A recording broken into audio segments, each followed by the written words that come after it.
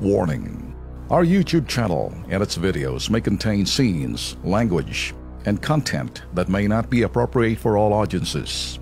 These videos include surveillance footage, undercover pursuit of suspects, actual police and rescue operations, and fearless confrontations.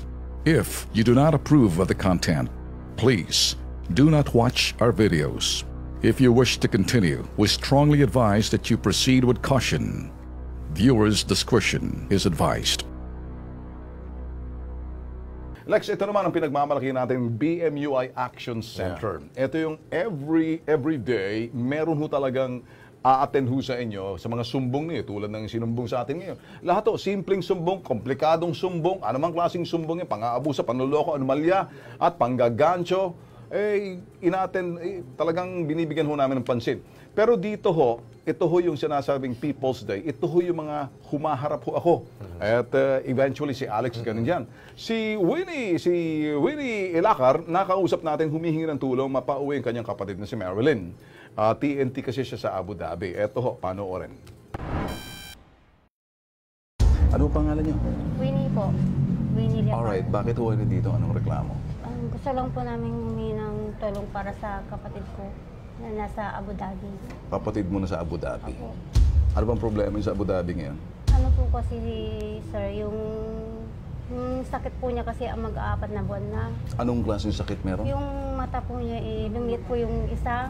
Okay. Tapos yung buong katawan niya, sumasakit na daw po. Kung sa Skype, pwede ba natin ma-Skype? Opo. Pwede naman, hindi naman problema sa amo. Wala siyang amo na doon, sir. Tatago siya po. TNT siya. Okay, so ang kapatid mo ay TNT sa Abu Dhabi. Mabilis ang action ng Kilos Pronto Team. Ito, ipakita natin sa mga nanonood ngayon. Ano? Ang gagawin po namin ay makikipag-ugnayan kami sa ating Philippine Embassy, Philippine Labor Office, OWA, doon sa Abu Dhabi para kausapin o tawagan si Marilyn.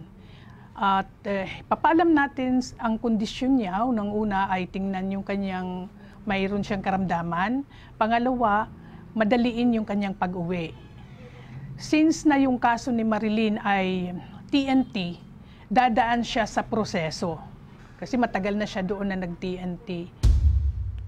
So, halimbawa lang, minamaltratong isang OFW, hanggat maaari ay kaagad silang pumunta, magsadya sa ating Philippine Embassy Labor OWA Office doon sa Abu Dhabi, kung sa Abu Dhabi man itong worker na to. Kasi wag mag-TNT dahil unang-una ay hindi sila makakauwi. Pangalawa, kung mag-part-time, bawal po yun. So kung mag-run away man, in case lang na mag-run away, kailangan makipag-ugnayan sila sa ating embassy doon.